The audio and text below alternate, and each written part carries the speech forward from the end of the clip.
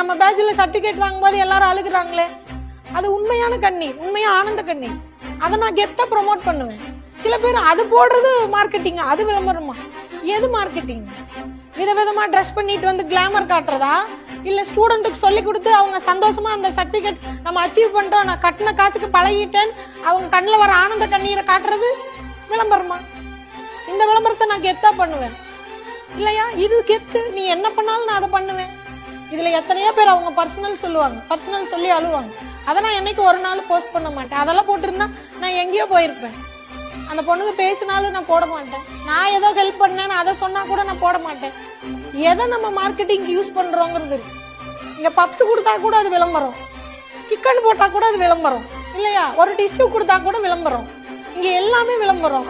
என்ன விளம்பரம் பண்றோம்னு இருக்கு. அதையெல்லாம் நான் ரொம்ப தரம் தாழ்ந்து அதெல்லாம் நான் பண்ண மாட்டேன் இல்லையா? அது என் கேரக்டரை டிஃபைன் பண்ணும்.